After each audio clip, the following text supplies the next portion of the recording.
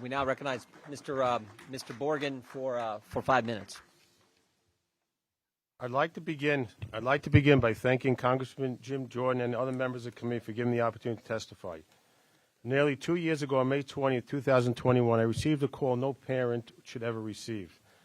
On the other hand, it was my son Joseph, who quickly told me he was okay, but be beaten out of Times Square. He was needing medical attention. He handed the phone to the NYPD, who were extremely helpful and very supportive, and did the best they possibly can. I was told they'd bring him to the emergency room in Bellevue Hospital. Without hesitation, I made a straight beeline straight to Manhattan, got in my car, and drove to Manhattan. I got to the hospital. It was hard to believe what my son looked like. His face was beaten. His face was sprayed with mace. They punched him. One fella hit him with crutches. In Times Square, broad daylight, all because he's wearing a yarmulke going to a pro-Israel rally. Now, I'm in New York my whole life. I'm 57, never had problems like this. It was just very shocking to hear this. It was just like horrible thing. My wife was at home. She couldn't come with me. It was COVID. Only one person go to the hospital. I sit in front of the community, 2-year anniversary of the attack rapidly approaching, and the ongoing struggle with D.A. Bragg. This has been going on for 2 years. They have a film of this in black and white from people on the street in Times Square. It's an open and shut case. And D.A. Bragg is just schlepping this case along with no solution, offering deal after deal. One fella, Wasim Awade, was hitting my son with crutches, was offered a sweetheart deal, didn't take it yet. He was let out on probation. As he's getting out of the court, as you can see, as he's getting out of jail, the friends are dancing with him on his shoulders. I will do this again. I will do this again. He had no qualms about doing it again, about beating up another Jewish person. And in fact, while he was out on bail, he had an incident with a road rage with an elderly man on the street. Bragg brought him in, again, nothing. Just go out and behave yourself.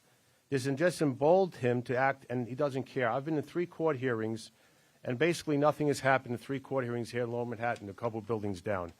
And it's just very disheartening that I sit here today and nothing is getting done. My son Joseph was invited to the White House to appear in front of Joe Biden, our president, and a bunch of Kamala Harris and so forth.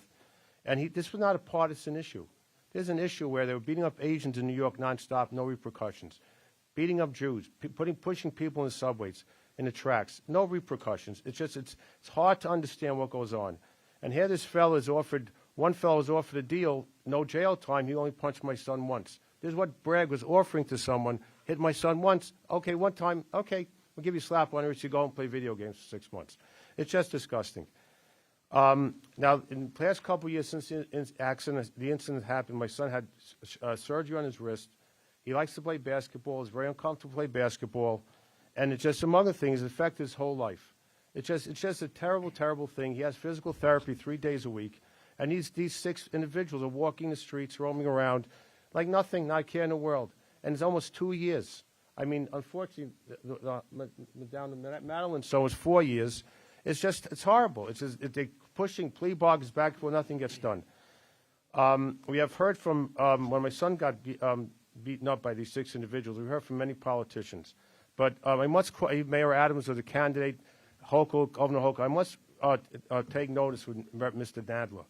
You're a Jewish New Yorker. I called your office numerous times. I called Mr. Schumer's office, another Jewish New Yorker, numerous times. No one called us back. Neither one of you came out of statement on my son's incident. Okay? You're a Jewish New Yorker. You have Jewish roots here. Behavior like this enables D.A. Bragg to just do whatever he wants to do. If you guys would have come out with a statement from Washington and said, we condemn this beating to Mr. Borgen's son.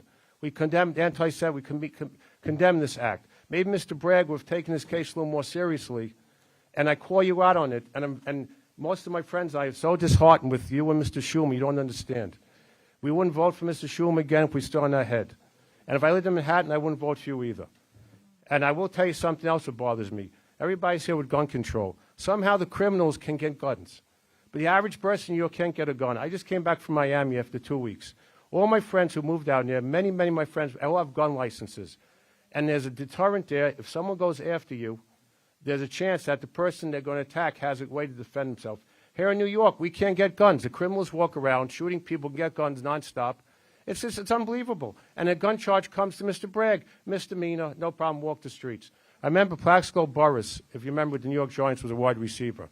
He was in a nightclub. The Giants were 10-1. He went to a nightclub, accidentally shot himself with a gun. I think Robert Morgenthau was a DA at the time. Plaxico Burress went to jail for 18 months, if you remember. He was a football star in New York. They need him. They would run the Super Bowl again. Here in New York now, you come with a gun, okay, don't do it again. We'll see you again. It's just this disgusting, and it's a chutzpah what goes on. It's a Jewish word, chutzpah. What goes on in this district, I haven't been in Manhattan for social events. I will not come for a restaurant. I'll not come to the garden for a ball game. I won't go to a Broadway show. I will not set foot in Manhattan. I have a friend of mine who likes to go to Broadway shows, matinees. You know what they do now? They get a group of 30 people. They get on a bus, park in front of the theater, walk into the theater. Don't walk around, no shopping. Then they get on a bus, go to a predetermined restaurant, and they walk out to the restaurant, go on a bus, and go home. That's all the interaction I have in Manhattan. I'd just like to say thank you for listening to me, and I hope some good comes from this. Thank you, Mr. Borgen.